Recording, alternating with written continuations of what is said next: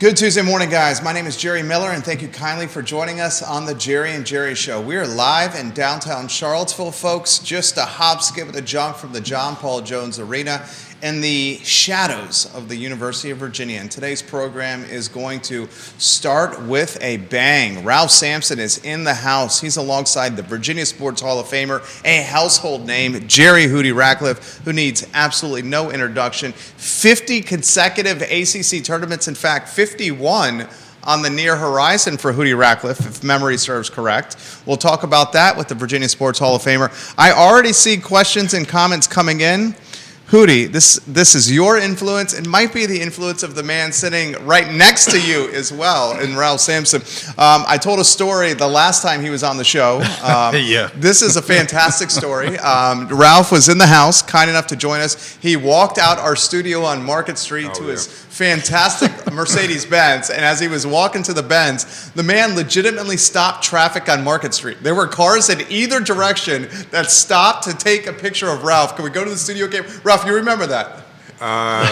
Vividly remember. It was a lady outside. It was. Listening to the show, Yeah. and she knew I was in the studio, and she stopped in the middle of the street, parked. Yeah, with cars behind her. Cars behind a bus. I said, "Come on, lady, whatever." So she got the autographs. She went about her way. But yeah, that was a UVA Charlottesville moment for sure. I had never seen that happen in the almost 10 years of us doing shows here. He stopped traffic in Market Street. Hootie Ratcliffe, that was something special. It doesn't surprise me at all, because that's the kind of effect Ralph has on people, and it's always been that way and always will be. It's just that's being part of Ralph. Viewers and listeners, you can offer fun. Ralph some perspective, but we'll start open-ended. How you doing, Ralph? I'm good. I'm glad to be here in Charlottesville for today, just hanging out, and always good to come back where I have fond memories, and just excited about just UVA and Charlottesville and the state of Virginia. But it's fun. It's really fun for me. We'll start with another open-ended question. Virginia basketball, what's going on from your perspective? Well, Virginia sports in general, there's a lot going on, I do believe, right? So, basketball's in a transition, which we all know. Love Tony Bennett to death. I think he's one of the greatest ever college basketball coaches. Obviously I'm a Coach Howland fan, and so Coach Howland's number one, Tony Bennett's number two. In my world, Tony got the edge because he won a national title, which is great, but 15 years here. And I just love the guy. I love the way he handled himself. I love the way he took his exit. He knew it was his time. He took it when he, left his assistant coach at the job for the year. I respect that. He made the changes. And you can't just, there's nothing negative you can say about Tony Bennett. I mean, the family is good, wife, kids. Just love the guy. He's a very special person. Hootie, I got one more for Ralph, then you jump in the mix here. Sure. This is a straightforward question for you. Okay. Did Coach Bennett, who I adore, I think the name should be on the court right next to your name on the court of the John Paul Jones Arena, but here's a straightforward question. Did he throw Ron Sanchez a bone with how he left, or did he do Ron Sanchez a disservice with how he left? Well, think about it. And I saw Tony in the middle of summer. He was excited about coming back. He was changing like the Hall of Fame area and John Paul Jones. Every coach I think goes through that era where, when do I call it? When did I pull the plug? Is there anything next for me? So at the end of the season, he's done this for years and said, maybe I should, leave and do something else. And when you lose and whatever, he's coach, you got to get away from it for a minute. And then he got excited during the middle of the year. But, coaching, it's tough these days. It's not like you have seasons where you can take some time off. It's 24/7, 365 days a year, and the coaches have no time off with all the stuff that's going on and try to compete at a very high level. So I think he did Sanchez, Williford, and the coaches a solid, a plus, because he could have left right after the season, and they would not have the job. But he gave his respect to his coaches, and he just really, I think, had a hard time trying to make that decision early on.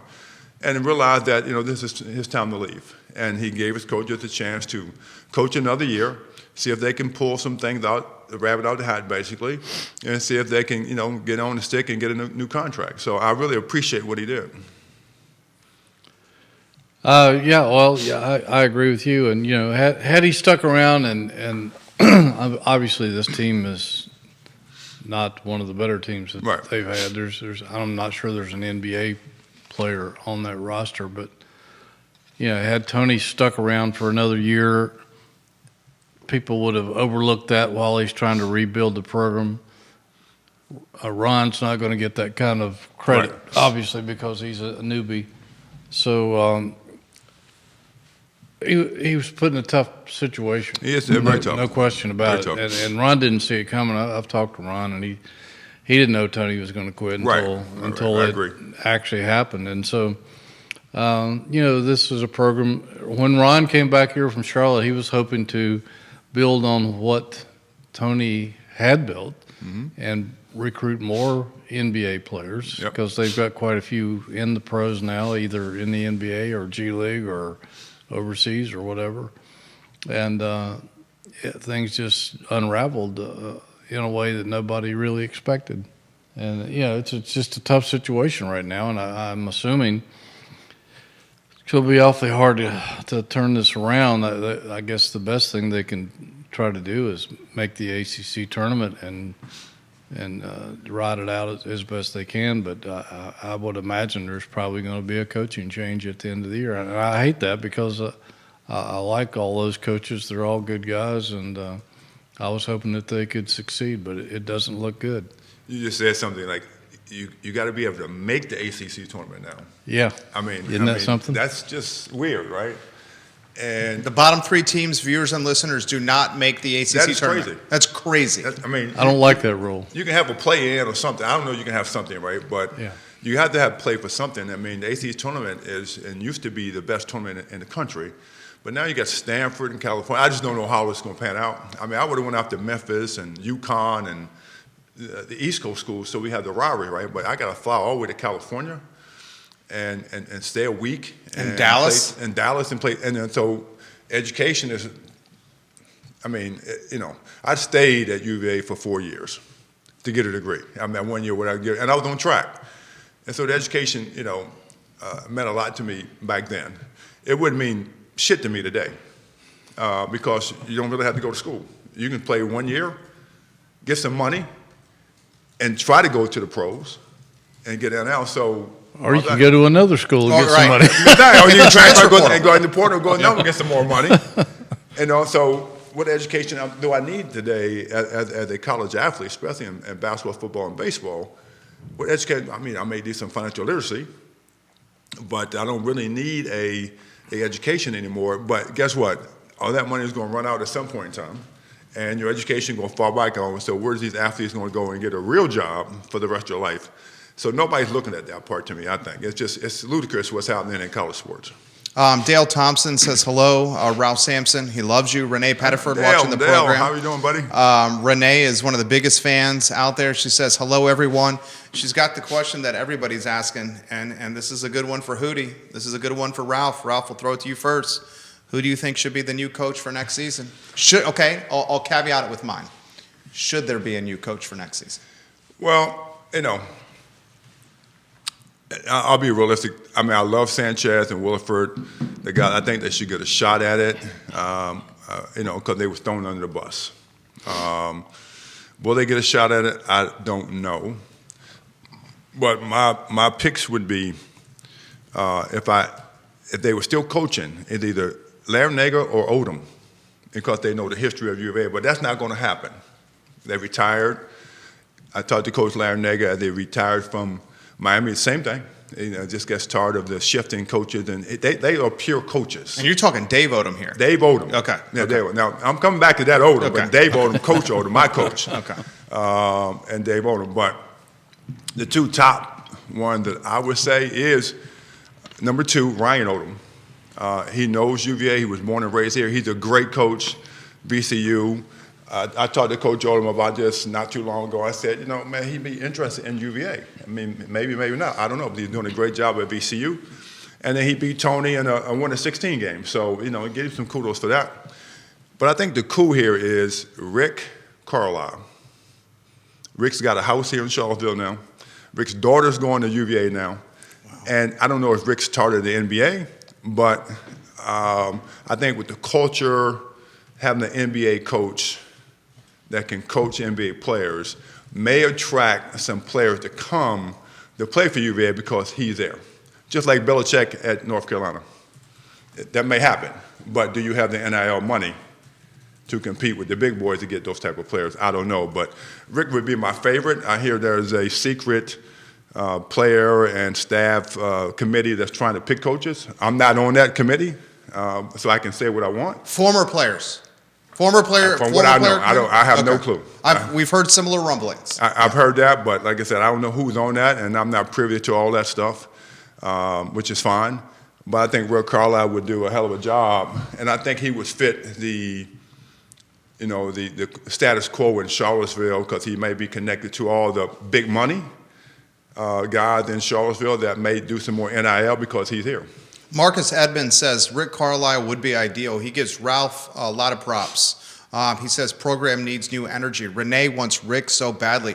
Rick Carlisle, with your daughter Wendy watching the program. Hello, Wendy. We love you. You're a hell of a real estate agent. Real estate agent? I need one. I'll call her. Call Wendy. Wendy will set you up, yeah. Hootie Ratcliffe, Rick Carlisle. I've always liked Rick Carlisle. I think I agree with Ralph. I think he would be an excellent choice. I don't know if he's, like Ralph said, I don't know if he's tired of the rigors of the NBA or not. I certainly wouldn't be surprised if he was. That's a demanding lifestyle, as you know better than I. And, you know, a lot of people say, well, the NBA and college basketball is two different worlds. It is, but it's still basketball is basketball. And I think he would be excellent. He's seems to be a good communicator with players, and fans could relate to him. And I think he would be a good link to the financial community as well. I would have no qualms with that. I remember back when he first started getting into coaching when he was with the Celtics, I guess. Yep. And I think there was an opening, or soon to be opening, with Virginia at that point. I said, would you ever be interested in coming back to coach Virginia? And he said, hell yeah. But that was a long time ago, and a lot of. Well, he's always politically correct. So he had to say yes at that point in time. But he loved Larry Bird. He loved the Celtics. Yeah. I mean, he bleeds Celtic green. And, he's a coach that, think about it, he won a championship in Dallas with Chris Hubert and that group, with Doug Nowitzki and some great players. But he goes to Indiana, and in a couple of years he's competing to play in the Eastern Conference Finals with some players that you don't even know their name particularly, but put them together and were able to compete. Yeah. Now, college is different. You got to develop, and Rick knows how to develop, players as well in the NBA. You got to take them, but he has a pool in the G League, so he can go get players. You're not going to have a pool here unless you go get somebody from another school. I mean, Duke, they buy players. They get their basketball program makes about $50 million a year. So they have a different breed, right? But you got to compete with the Dukes and the Carolinas and the Kentuckys with big money. And, we have Virginia, and we don't have that big money like they have. Yeah. Go ahead, Hootie. Yeah, well, yeah, that's true. And, Rick's been credited for being an offensive genius, too. So that certainly would help if they're looking in going in a different brand of basketball instead of the style that they're playing now. And often that's what happens when you have a coaching change. They'll go for somebody who's somewhat opposite of what you presently have. But, yeah, I'm told that at least in terms of getting a coach, that money is no object. Certainly, I don't know if that's the case with the NIL or not. I know NIL has been greatly enhanced in the last year, but again, I don't know where that stands on the national level. Like you said, and that statement is very valid. Money is no object to get a new coach. Then the players that are playing for you, the NIL, is money object. Yeah. So on one side you got money is not an object, and on the other side you got money is an object. So, and then there's no education. So, it's very hard for me to even fathom the college basketball system right now and the kids that are coming out and going to the NBA. I was talking to some guys in the NBA the other day, and they're like, when we played, obviously it was a little bit more physical and a little bit more tougher. But Kevin Garnett mentioned the other day, like, okay, you don't watch it anymore because you're watching G League players play against guys that's trying to develop their game at an early age, and all of a sudden now you have the NBA at the watered down version of what the NBA used to be. Oh, it's so watered down. It's a 3-point shooting competition, the NBA right now. All they do is run to the corners. Yeah. And they wait to shoot a three. Yeah. Someone dribble drives, attacks the paint, kicks out to a shooter beyond the arc. Yep. That's the game. That's a game. And it's not pleasing to the eye. It is not fun to watch. It is not fun to watch. I love the NBA. I love the NBA game. But think about this. Steph Curry, Kevin Durant, and LeBron James. All of them are 10-plus years old. LeBron's double 10, right? Yeah. When they leave, who are you going to watch? Because the highlight game on Saturday was the 8 o'clock game against LeBron and Steph on 8 o'clock on national TV. Steph didn't have a great game. LeBron then won. But you want to watch that. Absolutely. Because they're competing. Yeah. It's nobody else you want to watch because you don't know anybody. I mean, you can't name 5 other guys on different teams that are compared to those guys. I don't even watch the NBA anymore. It's hard to watch. I love the NBA game, trust me. But it's definitely a worldwide game now. Wembanyama's coming. Luka and all those guys are coming, but will I really want to watch them shoot threes?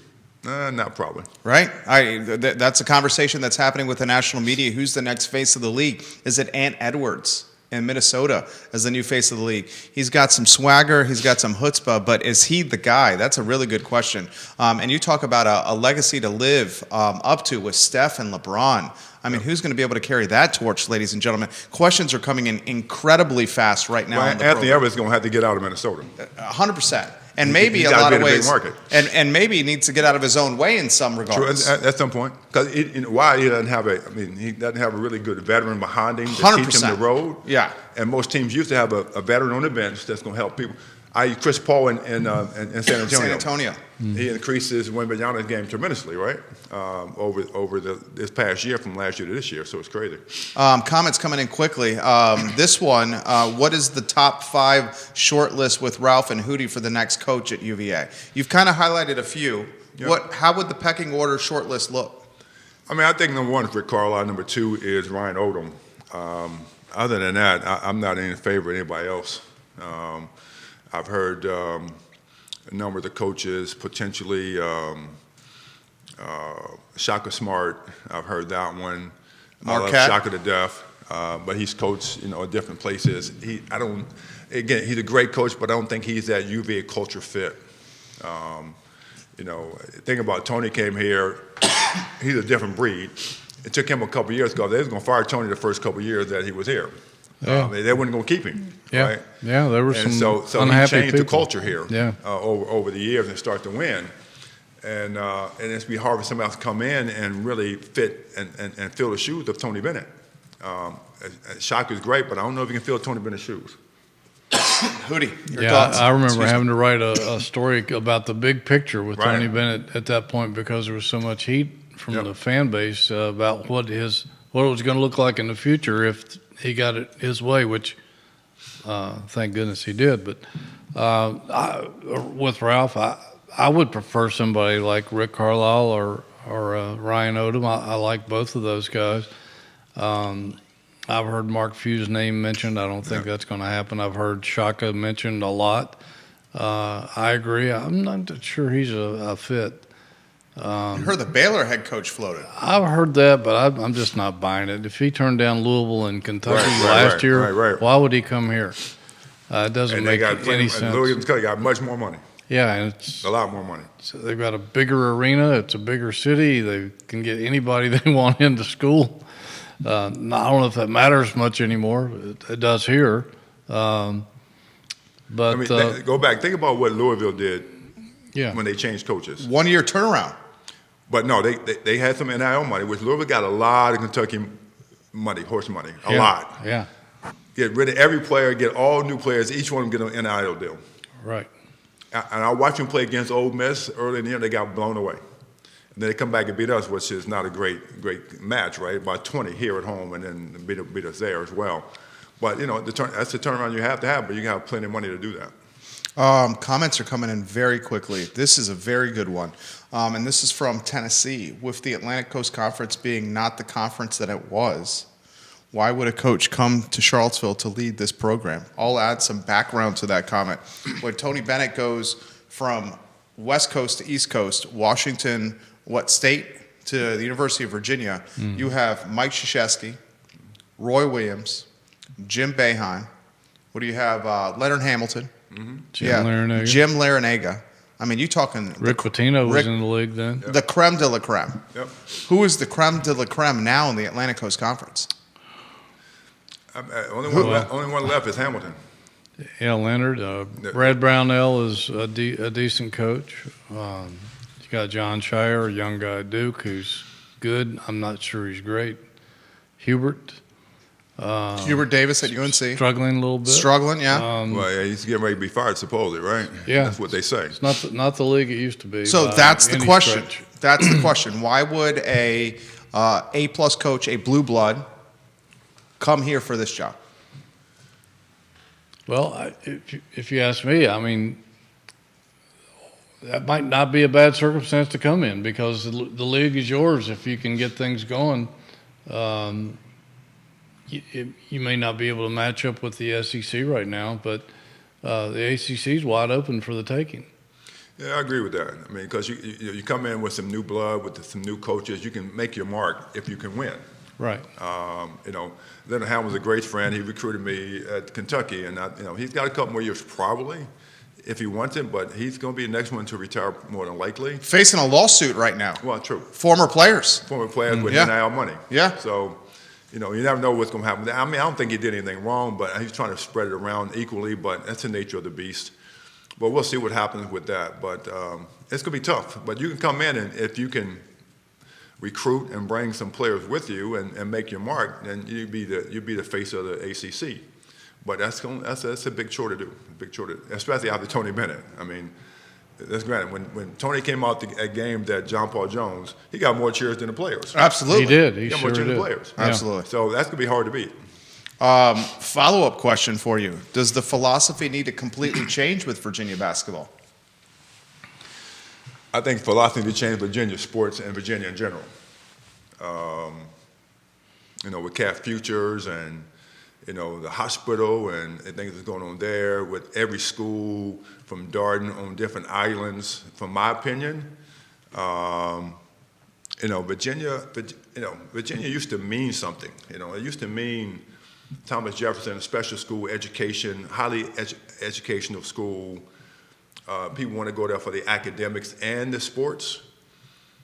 And now, just think about it. I toured the football new facility this year, and it's amazing. You can get players coming there now, and football now is turning the corner where they got like 20-some plus NIL guys coming in. So, that's a telltale year for football. But the facilities are amazing, right? But in that facility, there's no recovery room, and I didn't see an academic room. So all football players can stay there and be kind of warehoused as football. When we were in school, we were part of the school and the culture of the school and on grounds, and we loved that part.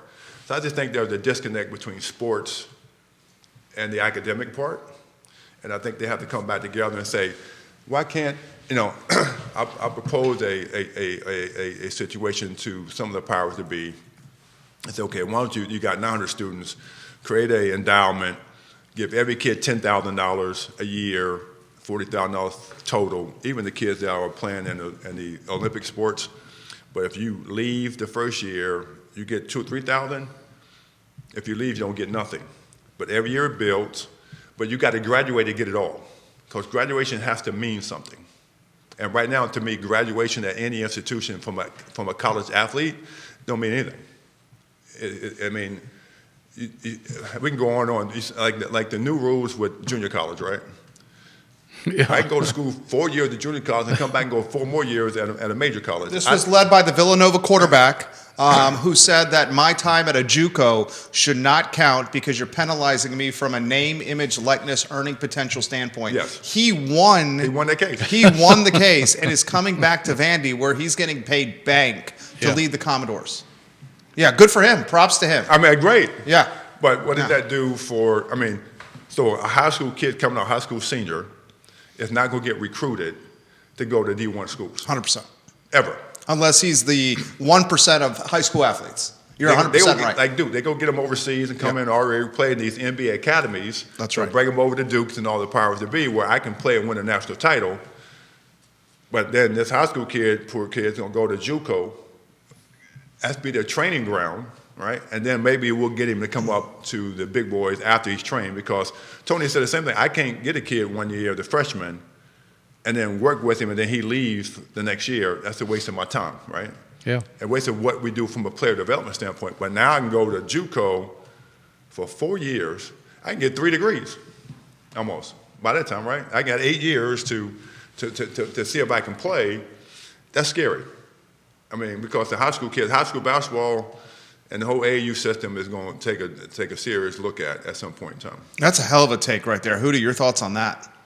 I don't know. Every week I wake up and it's a new right? It's a new nightmare. Like the Penn State just hired the Ohio State defensive coordinator for $3.1 million. I mean, think about that. And it's just, the SEC has controlled football for so long. Now the Big Ten's starting to use their money. Yep. Bigger schools, a lot more alumni, so much money.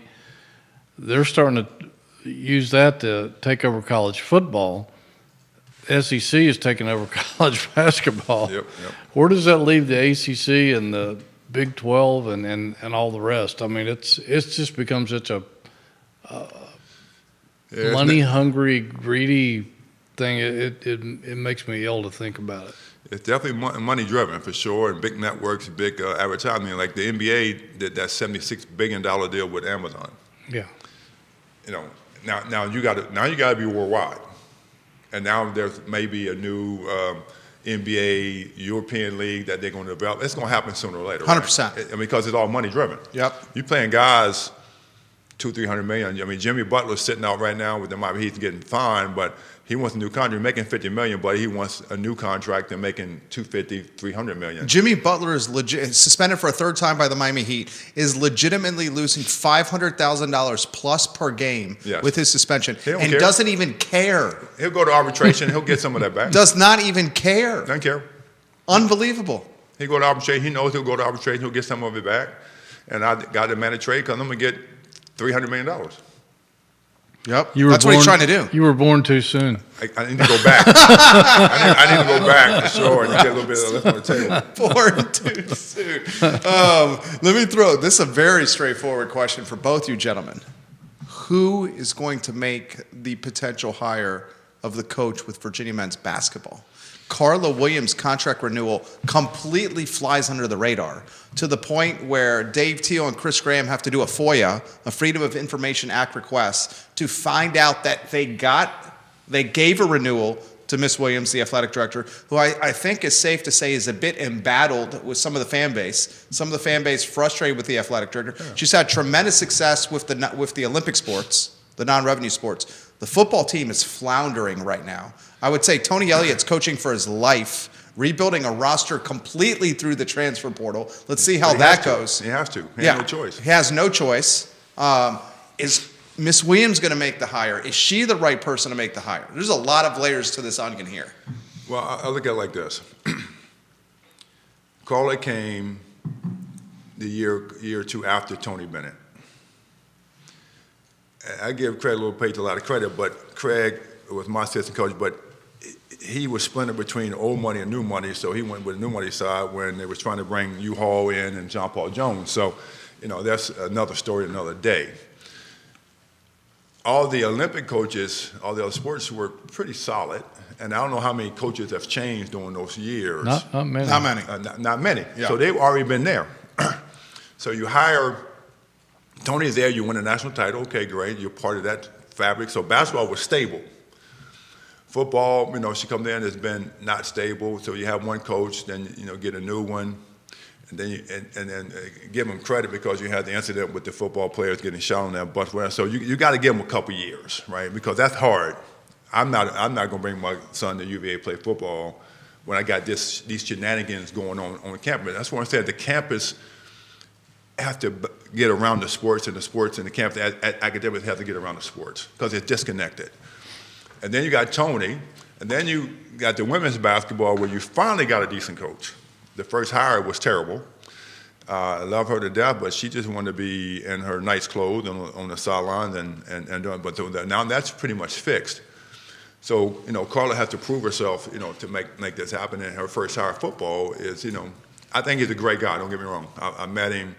We sit down many times. Unfortunately, that incident. I think he can coach it, but you got to get talent at UVA to want to come here, and that disconnect with university is causing football and basketball for guys that don't want to come. You know how many top players in the state of Virginia right now, the John Marshall, and all these other high schools in the state of Virginia, and they get recruited by big boys. I saw a couple games already. And John Marshall High School got kids from all over the country coming to Richmond and living there and playing at John Marshall. And they can play. Yeah. They can flat play. I mean, how about Chance Mallory? They can play. Right in our 2 miles from here. Chance could play point guard at UVA right now. 100%. Right now. He'd start. He'd start. Yeah. He'd start. And whatever they try to give him, that now Tony's not here, he's waiting to see what's going to happen. I mean, hypothetically, if I was an ambassador with the state of Virginia or UVA, I would make some agreement where every player in the state of Virginia that's playing high school basketball at least gets a shot at playing at one of our institutions, Virginia Tech, Virginia, Richmond. But most of our kids go out of state because there's no school in the state that they want to go to. Mm-hmm. If Kentucky players, I want to play at Kentucky. North Carolina players, I want to play at North Carolina. We don't have that in the state of Virginia. And it's not been that way for years, right? So there's players here that can play. I've seen some of them, and they not knocking the guys we have right now. Yeah, Nate Ament. Yes. Number 1 recruit in the country. In the country. From Virginia. From Virginia. He ain't coming Are here. we recruiting? They were. We were. But now we don't have the coach. Then, so that coaching, I mean, that change you can't make it during the season. Like, okay, Sanchez, we're going to hire this guy, so you got 5 more games left. They make the ACC tournament out. But so that change got to be made very quickly so they know who's coming in. So some of these new players coming in, or you're going to have to go straight to the portal. But you gotta have some kids that are that can play in development, but you also got to have some kids from the portal. Because the portal's going to change every year. You got to get some kids that want to play here, that want to be a part of the fabric of UVA and be proud to wear Virginia on your front of the chest and not your name on the back. And that's the way it used to be. That's the way it used to be. What do you think, Hootie? Those are all valid points. And, you also have to worry about how much of this current roster is going to turn over. Isaac McNeely is going to be offered a bag of money to leave. Of their own volition, or if a new coach may not want some of these guys. He may try to run some of them off. But, if they could hold this team together and they could find a really good elite point guard like Chance, they don't have a lockdown defender like they've had, like Ryan Dunn and some of the other guys that have been in that succession.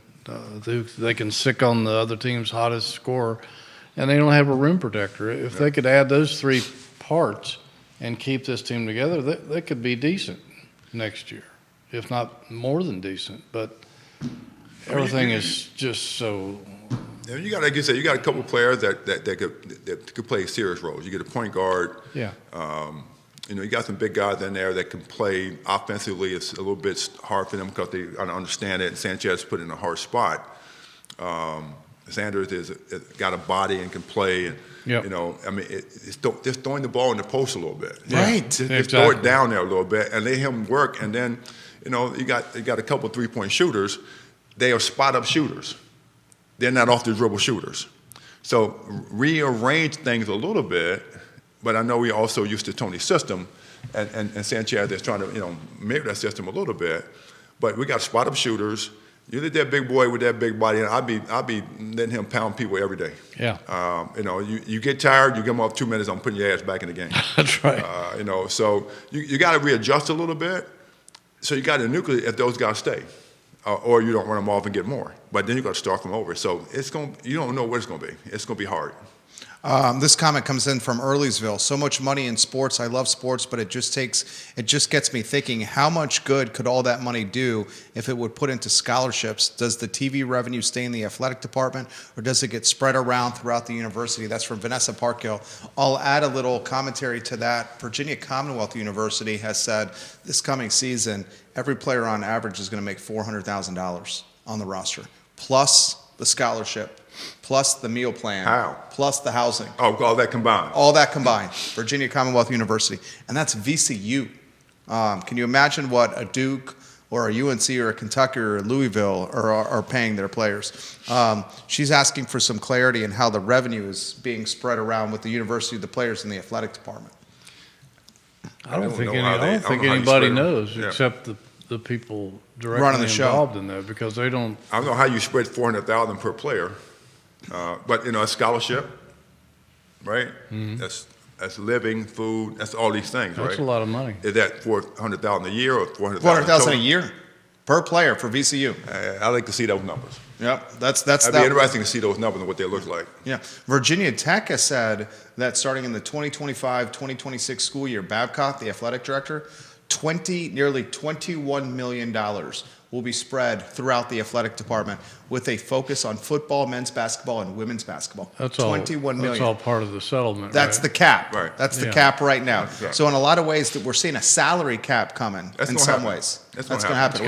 It's got it for parity purposes. Comments are coming in quick. This one's come in from Michael Murphy. Where do you gentlemen think Tony Bennett's going to be next year?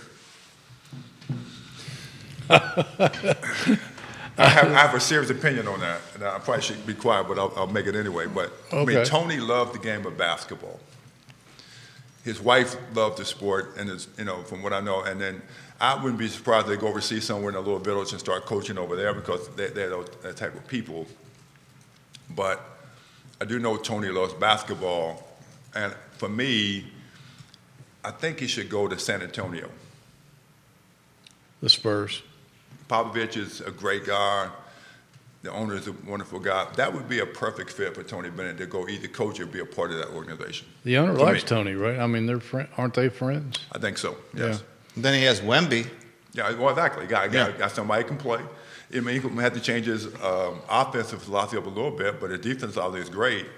He can get down there, but, does he want that lifestyle? Doesn't need the money. Doesn't need the money. No. Doesn't need money. But, with Tony, I don't think it's about the money anyway. I don't think so. I think it's about the pride of being successful and maybe winning. How many coaches win a national title and then go win an NBA title? It's like Rick, you win an NBA title, now you got to come back and win a national title. So that may motivate him. It could very well. I mean, I'm coming back just to coach, just to be mediocre. Rick is not a mediocre guy. I mean, he's going to want to win. Oh, yeah. At some point. Yeah, he's got a fire in his belly. What do you think, Hootie Ratcliffe, Tony Bennett? I wouldn't be shocked if he coached somewhere like W&L, because there's there's not pressure about the NIL and transfer portal and all that gobbledygook, and you're coaching for the love of the game, which is something. Yeah, he loved the game. That it's in his blood. No pressure, no media scrutiny. I don't know. He'll probably still be here doing whatever he enjoys doing. But I wouldn't be shocked at any of those suggestions. I wouldn't be. Yeah. That'd be a hell of a story if Tony Bennett was in the ODAC. Yeah, exactly. Oh my God, that'd be a hell of a story. And he would build a program there. He would figure out how to win. He'd figure out how to win. Larry Brown, the only head coach to win a national championship and an NBA title. Yes. The only one is Larry Brown. The San Antonio Spurs idea is a fantastic idea. Tony Bennett with Wemby, wow. Questions are coming in extremely quick. Viewers and listeners, we're going to do our best to get to all these questions here. I see 11, maybe 12 states watching the program right now on the Jerry and Jerry Show. This one is for Ralph. Why? This is a straightforward question. Okay. Why is the athletic department not utilizing your experience to help move it forward? It's a great question. That's a question that, I mean, I told somebody the other day, I would be interested in, coming back and being a part of the fabric of the school, not just the athletic department. like I said, I stayed 4 years, and I cherish the academic part of it with the name Virginia on it, right? And I have no clue why the athletic department or the school, and I know Mr. Ryan, President Ryan, is trying to do some things as well. I've been in conversation with them a little bit. But to come back to be an ambassador to the program and the school to push whatever initiatives that the school wants, I mean, I'd be in favor of that. But just like this other committee, and there's a private committee, or to pick the coach, whatever, you know, you got the powers to be here that control the school, and I get that. I understand the politics, but it doesn't affect me one way or another to be a part or not be a part. But I think that should be at least respected in some ways, to be a part of the school in some way. But you know, I could go on, but I'm just going to be very political myself about that and hold my true feelings to myself, because I don't. You know, I got to live life and enjoy it, and you know, I got some things happening right now we'll talk about in a minute that I want to help the school out with as well, and do what I can do, and maybe I can do better outside the school instead of inside the school. I don't know, but you know, I'm gonna be around, so you can't hide 7'4". So I'm gonna be around with Jerry Ratcliffe, and we're gonna hang out a little bit more. Be good. That is so true. That was very well answered by Ralph. Do you want to handle that question? You don't have to be political here. Like, you want to handle that one. I've always felt like that Ralph should be involved Same. with UVA, and I think it's a mistake that they haven't reached out more to him, and not just Ralph, but you know, some of the other players, great athletes that have been here over the years, because you know, some people just don't understand the sacrifice that these guys make. They have to go through the same rigors as the other students in terms of the academics and all that sort of stuff, but there's so much time and effort and blood and sweat and tears that are put into their craft. The average human being couldn't do that, and I don't think these guys ever get enough credit for that. And I think that it develops leadership and how to handle adversity, how to handle success, and I think that's all part of what makes some of our leaders great. And I think guys like him should be involved. I think it makes the university better. It happens in other schools. I don't know why it doesn't happen here. Well, you have to realize, I mean, like Bobby Stokes, which I love to death. Dr. Bobby Stokes. I mean, My doctor. His doctor, yeah. There's a great doctor here, still in the community. I think he could be utilized a lot more personally. Ricky's in town. Jimmy Miller's, you know, in the game day, which I love to death. Jeff Jones has a house here. Jeff Jones now has a house here because, you know, going back and forth there. So I love that he's back. You know, Wally's back. You know, Park Hill's back. Park Hill's been here forever, so it's great. So you got certain guys here, but I think you can mix and mingle with a lot more guys just to have them around. Think about this. When they imploded University Hall, you know, you had the banners and the retired numbers and stuff like that and the rafters there. It's not until Tony Bennett won the national title that every retired number was on one banner when it opened, and now after the national title, everybody has their own banner. And you have the flags up there saying national title, and you have all the other stuff up there. I don't know why that happened all those years when you transferring one arena to the next, because maybe you didn't want the U-Haul history into the new John Paul Jones history. I don't know. But Tony made that change. Now you got Coach Holland's name up there. You probably have Tony's name up there as well. But it's changed over a period of time. And Tony Bennett, I feel, made that change, was able to make that change. And that's why one of the big reasons I appreciate him, because he made those changes where you go to a Carolina, I don't care if you're the water boy, you might get recognized at the game, or you damn sure recognized in the top of the building because you see all the great names up there.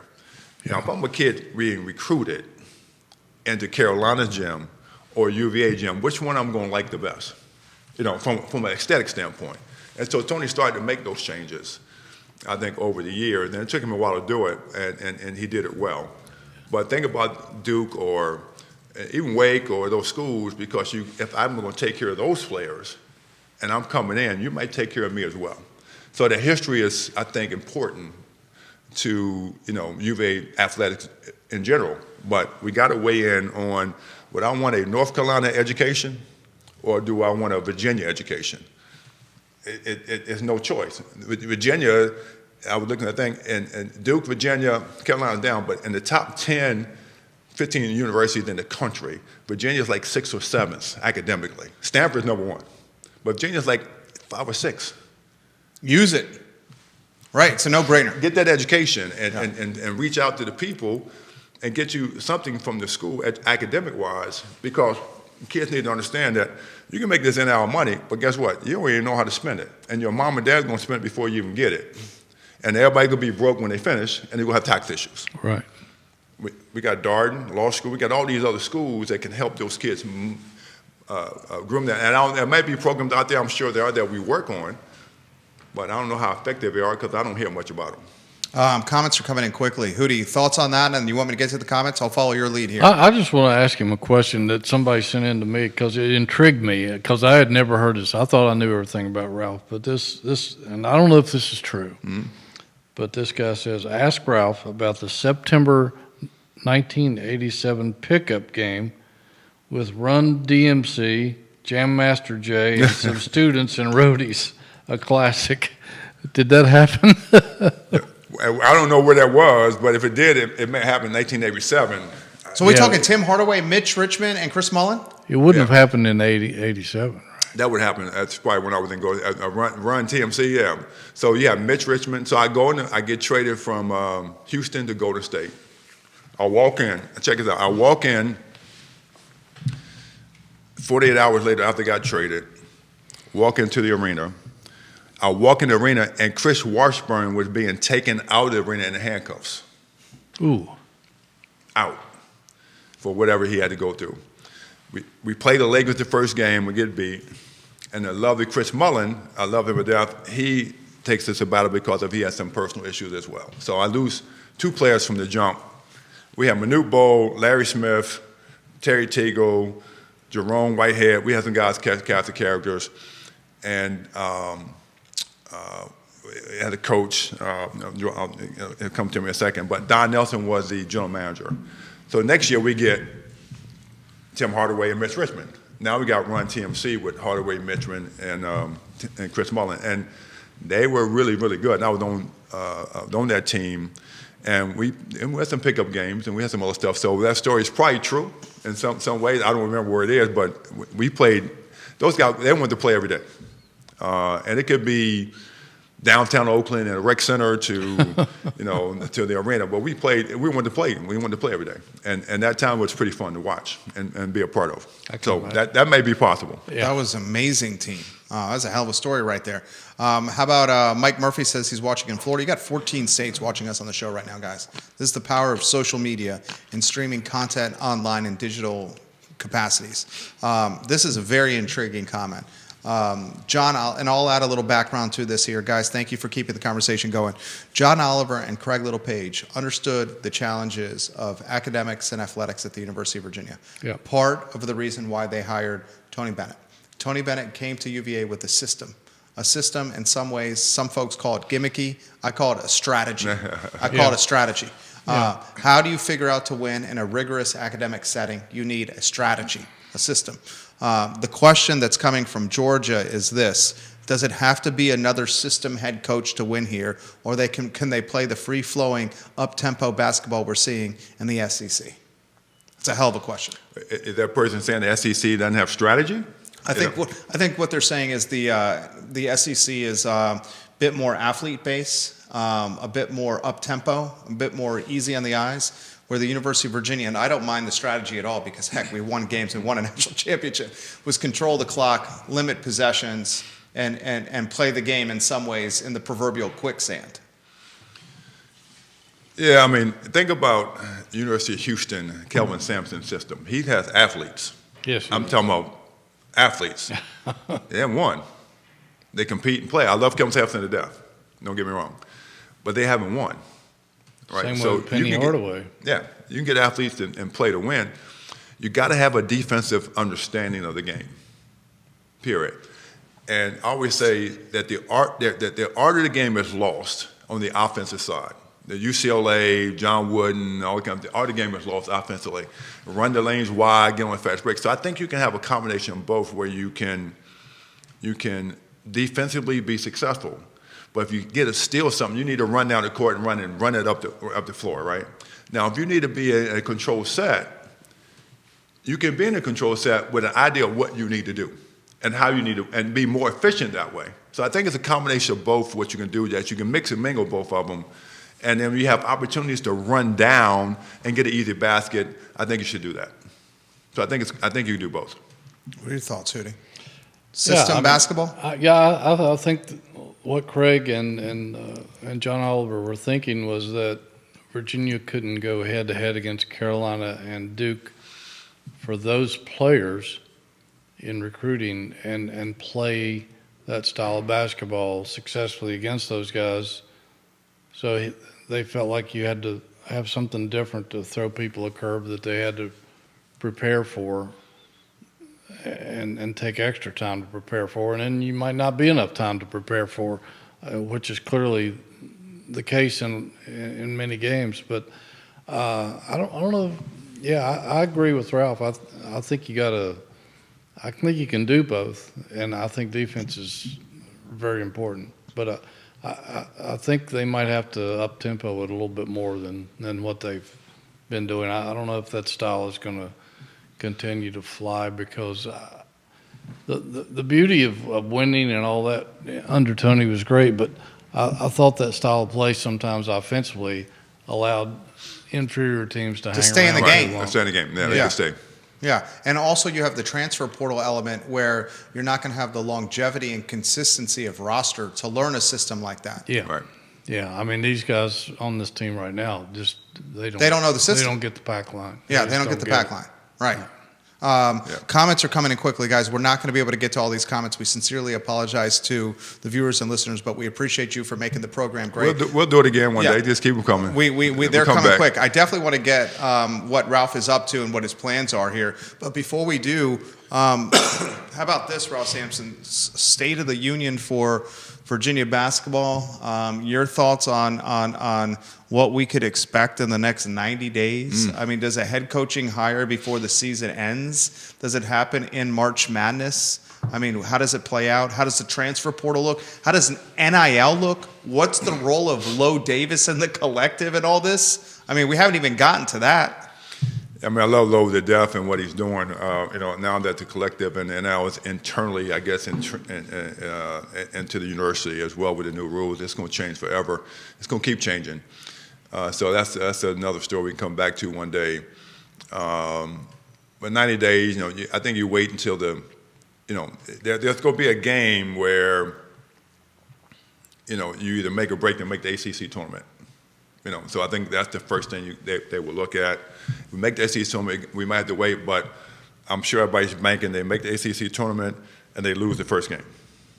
And then during the ACC tournament, you'll have a new coach, because I'm sure quietly on the table some of these interviews are going on, or these contacts are being made, right? Nobody's saying it, but they got to be thinking about that, because you got to fix it. And then the portal opens up sometime in the next period of time, right? So you got to get in the portal real deep. So you got to have a coach coming in that's ready to make that happen. Now, if Rick comes in, he's got to have somebody already on his team that he knows or contact and knows that understand their portal. I'm sure he's smart enough to understand, because Rick's a smart guy, but he's got to understand the portal and got some people going to get some players. Now, Ryan is already there. Yeah. He knows the portal. Ryan Odom. He knows what's happening. Yeah. He's already got kids. He might get some kids transferred from VCU to where he's going. So I think he's got the little edge there from that. But Rick's smart. And Rick can come in and make those changes fairly quickly, right? I'm sure. So I think in the next 30 to 60 days, you'll see some movement, especially right at the ACC tournament mark. I hope we can win a couple games, and Sanchez and them could go out on a win. It's sad to say it could be a loss, which is fine. But they'll bounce back. They coaches. They love the game of basketball. They'll land somewhere else, I'm sure. But you're gonna have to make that change swiftly. As you said earlier, money is not an object, so you go out and hire a coach for whatever $1 million you want. But that coach is going to have to come in ready, no matter who it is. And, like I said, Rick fits the model, but Rick doesn't have a staff of college coaches with him right now that we can see, but I'm sure he knows plenty of people that can help him out to make that change. And they'll come in and support it. And if Rick's, I'm going to text him today and say, I'll mention your name, so I'm going to mess with him a little bit. But I'm sure he'll say thanks, Ralph. Yeah, he'll say thanks. He said, I'm sure he's plotting if he wants to do that or not, right? He has to. He's got to do that. But we'll see. But it's going to be, you got to make that change swiftly. It can't last 3 or 4 or 5 months. You got to know what you're doing right now. And an AD typically, in my opinion, has a roster of coaches just in case every year we lose one. That's the point you make. You got to have somebody that's your have a first, short second, third list. pick. Yeah. So if Carla has her roster of coaches that she may be looking at, but who's giving her the leeway to do it? Who's pulling her string to say this is what we want because they got the money? So you gotta. It's a juggling act that you got to watch. Yeah, you got to have a short list, and I think maybe they need a general manager, because if they had a general manager, they could be doing this right now. All day long, yeah. They could be looking for players. I'll take that job, but you got to have. I mean, the general manager of football, general manager of basketball. You got to be in the portal. You got to be evaluating players. Coaches don't have that much time to do that. Exactly. They don't have the time to do it at all. You got to be going to get NIL money. I mean, you got to be doing something, right? And I've heard that's going to happen in college sports at some point in time. Happened in Alabama right now. Yeah. Football program's got a GM. Okay, well. Yeah, $1 million a year. There you go. Mm-hmm. Yeah. There you go. And all the general manager does is, like a pro general manager, is manage the roster and help assist the coach to optimize performance. Yep. I mean, that's maybe the time we're at there. Comments are coming in, viewers and listeners. We're trying to get to as many as possible here. We'd love to hear what Ralph's got planning. What do you got in the hopper, Ralph? So you mentioned Low Davis and NIL, and then you said earlier that with 3 notches on the on the line there, whatever. We started with the restaurant, a Ralph's House beer, and so we hopefully will work on that this year, get it canned and put it out there. But everything I do has to give back, no matter what. So if it's with Boys and Girls Club or scholarship program, we have that. So you'll see soon. We'll come back and do it as well. We're launching a Ralph's House coffee in the next probably 30 or 40 days that has a NIL UVA give back model. That's awesome. And I have a pretty significant database of folks that if you buy the coffee, that if you mail market to go to the NIL, then we'll support UVA and the NIL program, right? So that's one thing we're doing. And everything I do is that way. We have a Legend series of coffee. Coach Holland will be the first. And we'll have so many of that. The bags are already designed and made, and with Coach Holland's signature. Ms. Holland gave us the okay to do that. So we'll have a Legend series. Maybe we'll get a Tony Bennett series. But anyway, it's all about give back and whatever to make that happen. So that's happening as we speak. And then I have also created the beer, coffee. There's the wine coming, same model. And then there is a strategic partnership company I called Sampson Synergy Partners. And I've been in the telecom business for many, many years, so I'm going to do the same thing with that with NIL. And I've already got Oscar Robertson. I already got a number of universities already involved, and I will try to get UVA involved. But that money is serious money coming in to a Low Davis that can help facilitate this money that's needed for this NIL. So I think the lay of the land, you got to be a little different. You can't keep going on knocking on donors' doors and say, "Get me $100,000 and put 50 over here in a nonprofit, 50 over in NIL, and that's going to sustain itself and survive." That's not going to happen. You need $20 or $30 million to get this thing done, right? Now the school can cut budget a little bit and probably put some of that money in. That's a whole different animal, right? At this point, but you got to figure out or create a way, because donor weary is out there. And you can't keep knocking on the same people's doors. I love Barry Parker to death. He has his donors. I'm sure they get donors. Every year I come back to the same donors to get money. I don't know if that works, but they've been successful that way. But I do know the Ohio States and the big boys got plenty of money. We only have 250,000 plus alumni. Ohio State's got 750,000 alumni. Yeah. It's a big difference. Just think about it. I mean, and I'm just a visionary. So if you got that 250,000 alumni, I'm not asking 50 of them for $100,000. I'm just asking you for $20 a month.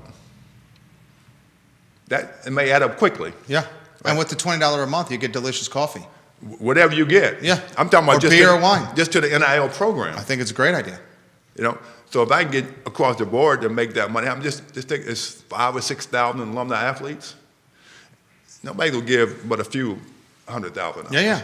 Those guys can get 10, 20, 30,000 a month. Crowdsourcing micro donations to the betterment of the program. It makes sense. Through conscious capitalism. Yes. Conscious capitalism is a business that's run in the black with the charitable component associated All with day it. long. Yeah, that's a brilliant idea. All day long.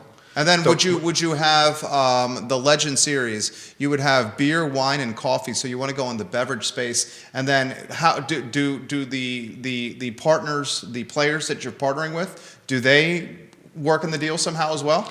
Well, I mean, we're looking at certain strategic things, like you can put a current player's name on it, but we want to work on the NIL first. Money going back to that, so we can stockpile money to support that program, right?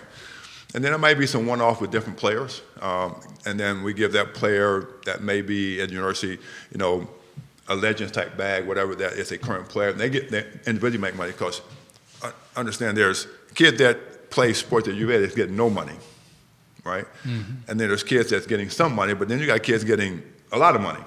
So the kids get a lot of money don't need it.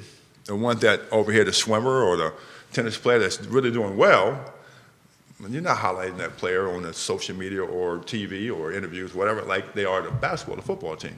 So that player deserves something as well. But we can do some fun things, and we're still researching that a little bit. But I'm across the board. I don't think it should be one player. I mean, you know me.